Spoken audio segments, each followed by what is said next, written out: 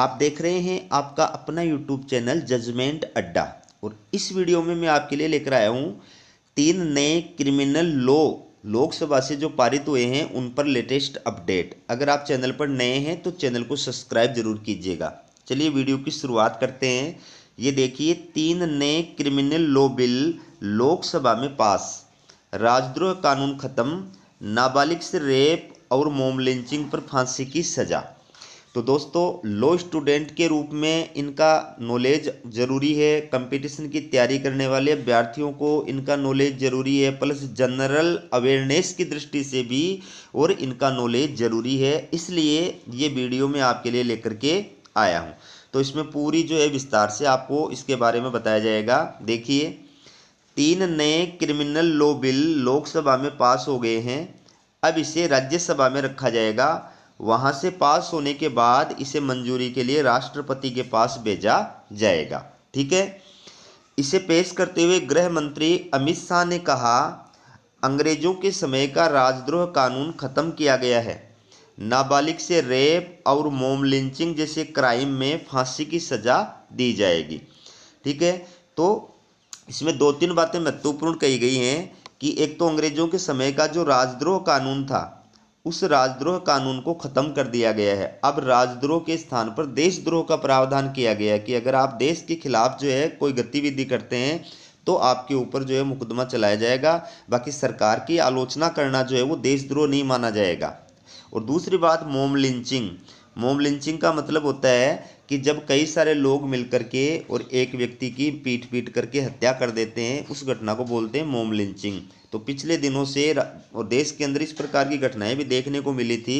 इसलिए अब नाबालिग से रेप और मॉब लिंचिंग इनके लिए जो है फांसी की सजा का प्रावधान इस बिल के अंदर किया गया है। ठीक है। अब देखिए आगे, सशस्त्र विद्रोह करने और देश की संपत्ति को नुकसान पहुंचाने पर जेल। बिल पर लोकसभा में अमित शाह ने कहा कि अंग्रेजों का बनाया राजद्रोह कानून, जिसके चलते तिलक, गांधी, पटेल समेत देश के कई सेनानी कई बार 6-6 साल जेल में रहे, वह कानून अब तक चलता रहा। मैंने राजद्रोह की जगह उसे देशद्रोह कर दिया है, क्योंकि अब देश आज़ाद हो चुका है। लोकतांत्रिक देश में सरकार की आलोचना कोई भी कर सकता है। अगर कोई भी देश की सुरक्षा, संपत्ति को नुकसान पहुंचाने का काम करेगा तो उसके खिलाफ कार्रवाई होगी। ठीक है। यानी अब आप अगर कोई आंदोलन कर रहे हैं, बंद कर रहे हैं, हड़ताल कर रहे हैं, धरना दे रहे हैं, प्रदर्शन कर रहे हैं, तो उस सिचुएशन में अगर आप देश की सार्वजनिक संपत्ति को नुकसान पहुंचा रहे हैं तो आप पे अब जो है देशद्रोह का मुकदमा दर्ज किया जा सकता है। ठीक है। अगर कोई सशस्त्र विद्रोह करता है, बम धमाके करता है, तो उसके खिलाफ कार्रवाई होगी। उसे आज़ाद रहने का हक नहीं, उसे जेल जाना ही पड़ेगा।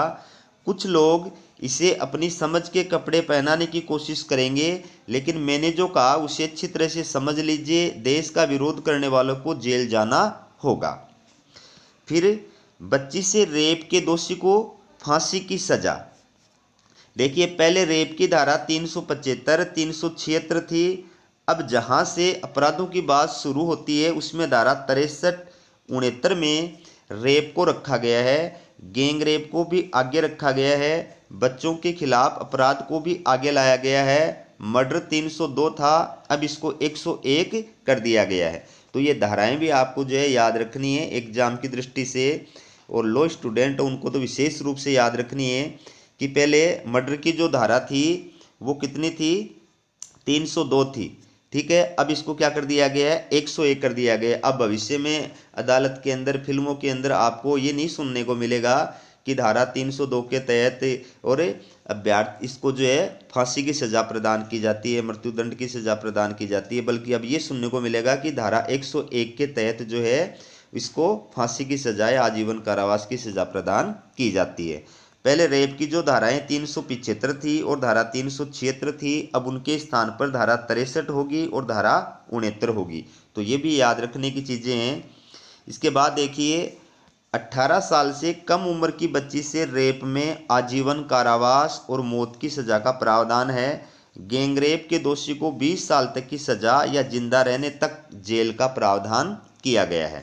ठीक है, तो ये देखिए 3 जो है कानून लोकसभा के अंदर पेश किए गए हैं, वो पुराने 3 कानूनों के स्थान पर प्रस्तुत किए गए हैं। पहला जो कानून है वो 1860 का कानून था। तो इसमें 1860 में बने इंडियन पेनल कोड की जगह अब भारतीय न्याय संहिता 2023 होगा। ठीक है, आईपीसी इंडियन पेनल कोड जो अंग्रेजों के ज़माने में 1860 में बनाया गया था, अब उसके स्थान पर उसका नया नाम क्या होगा? भारतीय न्याय संहिता 2023। ठीक है, दूसरा जो कानून है, बिल है, वो है 1898 का सीआरपीसी। ठीक है, सीआरपीसी ये ब्रिटिश शासनकाल में बना था। अब इसके स्थान पर इसका नाम चेंज करके क्या किया गया है? भारतीय नागरिक सुरक्षा संहिता 2023। तीसरा जो बिल पेश किया गया लोकसभा में पारित किया गया है वो है 1872 का इंडियन एविडेंस कोड, साक्ष्य अधिनियम, भारतीय साक्ष्य अधिनियम। ये भी ब्रिटिश शासनकाल के अंदर बनाया हुआ था। तो अभी इसको नए बिल के माध्यम से चेंज करके इसका नाम क्या कर दिया गया है? भारतीय साक्ष्य संहिता 2023।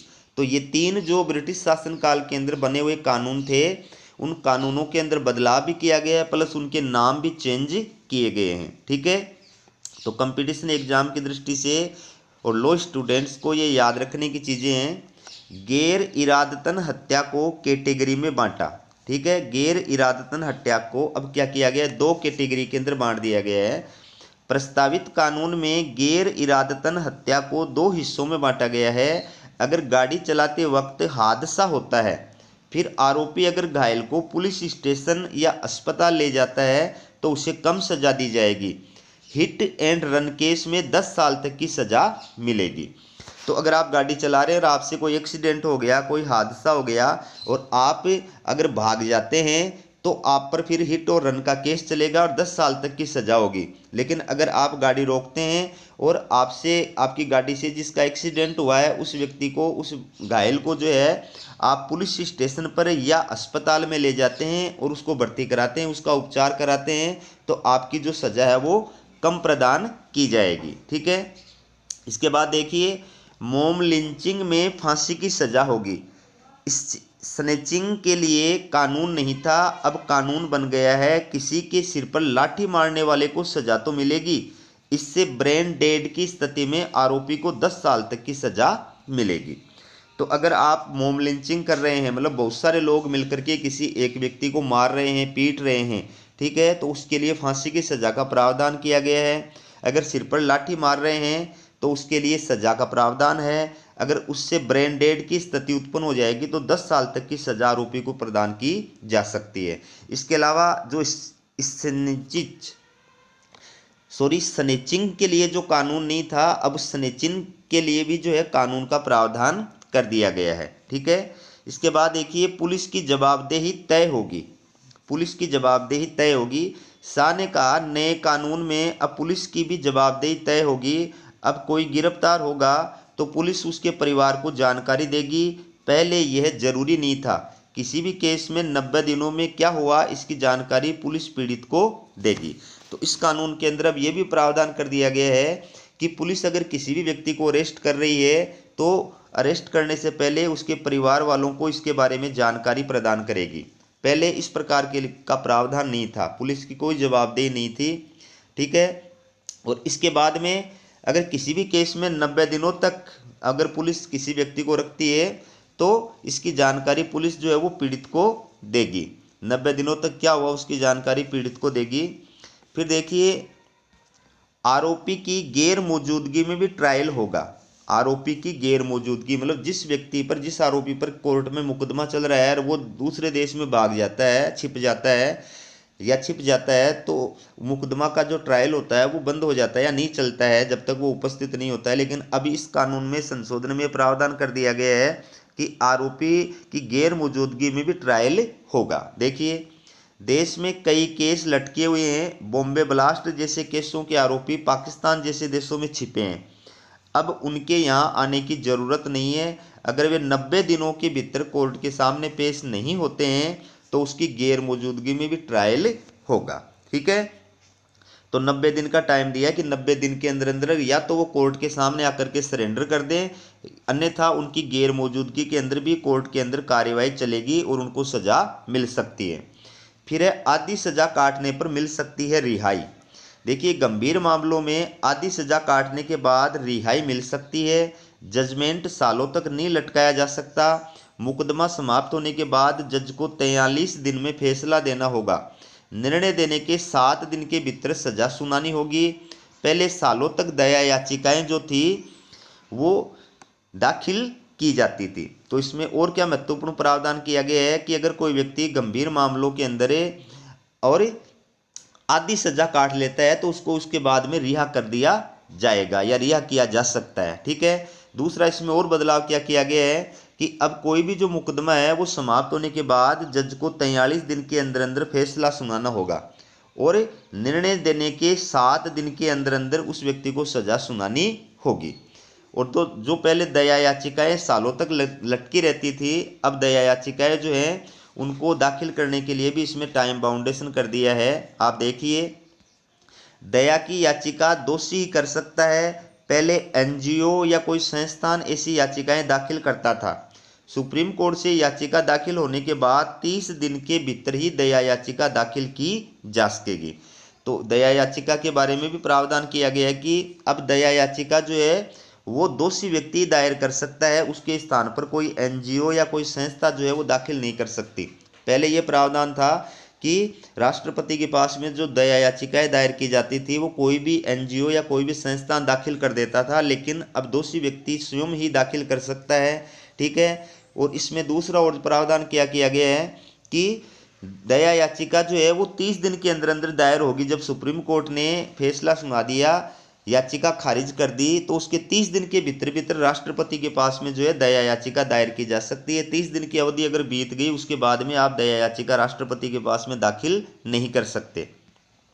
और सबसे महत्वपूर्ण बात कि संविधान के अंदर, कानून के अंदर आतंकवाद और आतंकवादी की परिभाषा नहीं दी गई थी। इस बिल के अंदर आतंकवादी की भी परिभाषा दी गई है कि आतंकवादी किसे कहा गया। देखिए जो देश की एकता, अखंडता, सुरक्षा को खतरे में डालकर भय फैलाने का काम करता है उसको आतंकवादी माना जाएगा। ठीक है। अब ये किसी भी मामले में इस्तेमाल की जा सकती है। छोटी से छोटी बात से लेकर के बड़ी से बड़ी बात तक जो है वो इसके अंदर शामिल की जा सकती है। ये पॉइंट ऐसे हैं, देश की एकता, अखंडता, सुरक्षा को खतरा या भय फैलाने का काम। ठीक है। अब ये भय फैलाने का काम, इसमें कोई भी जो भाषण आपका वो भी इसमें शामिल किया जा सकता है और उसके आधार पर आपको आतंकवादी सिद्ध किया जा सकता है। तो इस बिल के अंदर आतंकवाद की परिभाषा भी दी गई है। फिर है 3 विधेयकों से और क्या बदलाव होगा। देखिए कई धाराएं और प्रावधान बदल जाएंगे। आईपीसी में, आईपीसी यानी इंडियन पेनल कोड में 511 धाराएं हैं, अब 356 बचेंगी। ये भी ध्यान रखने की बात है कि इंडियन पेनल कोड में पहले 511 धाराएं थी, अब कितनी धाराएं रहेंगी, 356। 175 धाराएं बदलेंगी, 8 नई जोड़ी जाएंगी, 22 धाराएं खत्म की जाएंगी। ठीक है। जीके की दृष्टि से भी ये क्वेश्चन बनते हैं, अच्छी तरह याद रखना इनको। इसी तरह सीआरपीसी में 533 धाराएं बचेंगी, 160 धाराएं बदलेंगी, 9 नई जुड़ेंगी, 9 खत्म होंगी। पूछताछ से ट्रायल तक वीडियो कॉन्फ्रेंसिंग से करने का प्रावधान होगा जो पहले नहीं था। यानी अब किसी भी अगर अपराधी से आप पूछताछ कर रहे हैं तो वो वीडियो कॉन्फ्रेंसिंग होगा, पूरा उसका जो है वीडियो कॉन्फ्रेंसिंग के माध्यम से पूछताछ हो सकती है, ट्रायल हो सकता है। पहले इस प्रकार का प्रावधान नहीं था। फिर है सबसे बड़ा बदलाव ये है कि अब ट्रायल कोर्ट को हर फैसला अधिकतम 3 साल में देना होगा। ये समय सीमा निर्धारित कर दी है कि ट्रायल कोर्ट के अंदर अगर किसी व्यक्ति का मुकदमा चल रहा है तो अधिकतम 3 साल के अंदर अंदर उस पर जजमेंट देना पड़ेगा। देश में 5 करोड़ केस पेंडिंग है, इनमें से 4.44 करोड़ केस ट्रायल कोर्ट में हैं। इसी तरह जिला अदालतों में जजों के 25,042 पदों में से 5,850 पद खाली हैं।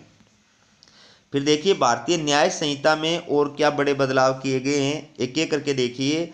भारतीय न्याय संहिता BNS में 20 नए अपराध जोड़े गए हैं। याद रखना, ये जीके के क्वेश्चन है कि भारतीय न्याय संहिता के अंदर अब 20 नए अपराध और जोड़े गए हैं, पहले ये अपराध शामिल नहीं थे।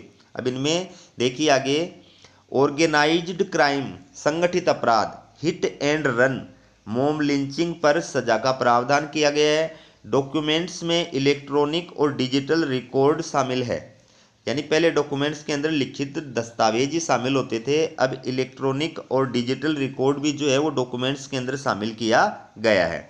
फिर है आईपीसी में मौजूद 19 प्रावधानों को हटा दिया गया है। 33 अपराधों में कारावास की सजा बढ़ा दी गई है। 83 अपराधों में जुर्माने की सजा बढ़ा दी गई है।